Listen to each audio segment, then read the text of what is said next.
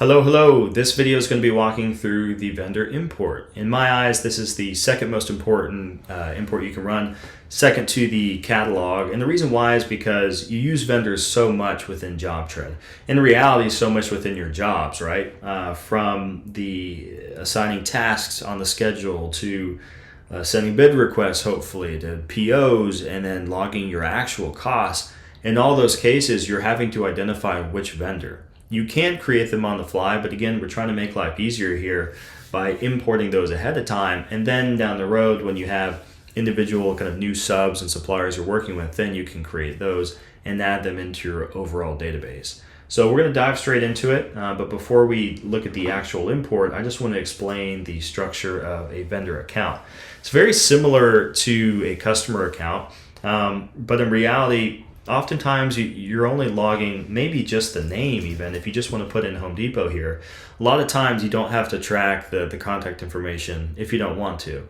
In other cases though, you might have like JR Electrical. The email and phone on this overall account, think of this as like the office phone and the office email. It's not really for any one person specifically, it's more so for the company. If you're hoping to add specific information for an individual, we would recommend creating a contact. So then you can type in Junior here with his title, that's optional, the email, and then the phone number. So you can choose to create contacts, but you don't have to. Technically, these fields, email, phone, W-9, COI, those are default fields that we provide. Those are customizable in your settings, and we'll take a look at that in just a minute. Last thing on this pop-up here is the location. This is optional. You don't have to enter this. But if you do, manually, if you type it in, it's going to pull up Google.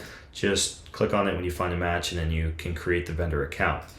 In your settings, under custom fields, and scroll down here to the vendor accounts and the vendor contacts. So on the overall vendor account, what else do you want to track? And do you want to track the COI and the W-9? Think about this. We have a number of suggested fields. I like tracking their trade. What do they do? Are they an electrician? Are they a plumber? You can add this, I think it's specialties right here.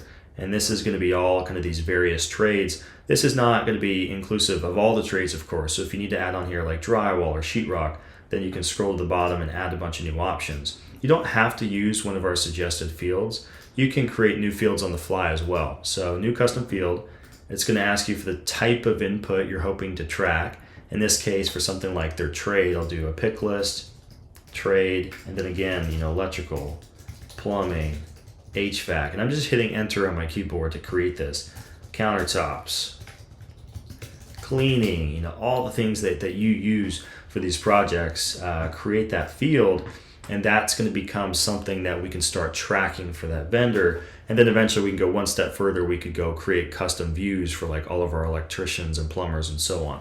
But think about what you want to track. And if you already have a spreadsheet where you have like custom information on that spreadsheet, create a field here to track that information. And then we can include that on the import file that we run. The vendor contacts below, if you want to track more about the individual people you're creating contacts for, like maybe their mobile phone or a secondary email, just know that's possible.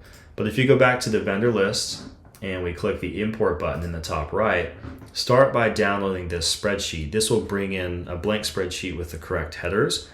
I've already done this and added one line to give you kind of a proof of concept here. So the name is going to be the account name, the company potentially, or the main person, but JR Electrical, it's going to ask you for that account email, account phone, the W-9, true or false for that. That's just tracking, do you have a W-9 on file?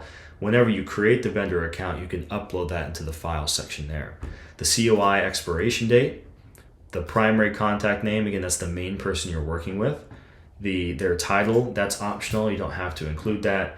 Email and phone, and then the primary location address. If you are looking to upload multiple emails and multiple phones, just know you can't just do a semicolon or a colon and add the additional one. That will throw an error. Leave it to one when you're running the import off the bat. Primary location address, this is the full address in one cell. The display name is optional. If you don't include that, it's totally okay. That will just, it will default the short version of this long address when the import is actually processed. So that's pretty much it. You do have an archived option at the end. These are for vendors that you're not really working with anymore. On the initial import, I would say it's probably not necessary to include those people, and just start with a list that is applicable, and it's the people that you actually are going to work with.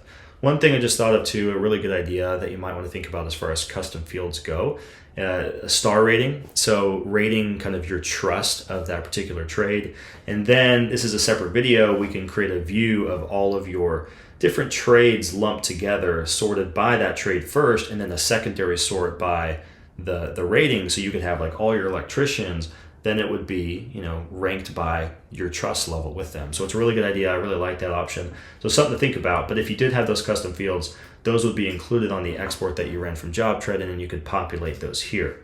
So the process from here is just clicking the upload button, that big old button right there, upload the file, and then this is going to do a name match. And so it's basically matching the headers along the left-hand side on your file to the JobTread field. And then on the far right side is a preview of what that data is going to look like. My example was a little bit funny because I changed the name of this field within the system. So it didn't find a match for those, but you can always remap it right here. Whenever you pull your file in, it's going to pull everything in perfectly. You don't have to do any remapping at that point. I only had a couple fields filled out on my file. It was a little bit different from the one I just showed you, but you would click import right here to import one of them. I recommend going back to your vendor list at that moment in time. Make sure the data is in the right spot and it looks good, and then you can continue and click import all. That will process everything, and then back on your vendor list you'll see that file with their information. The contact will be created if you included that on your import, and then all their custom fields will be filled out as well. For files that you want to upload, like a copy of their COI, of their W-9, just upload those here to the file section for that individual or company, and you're off to the races. So that's how the vendor import works. If you have any questions, please reach out to support@jobtread.com. Thank you so much. Have a great day.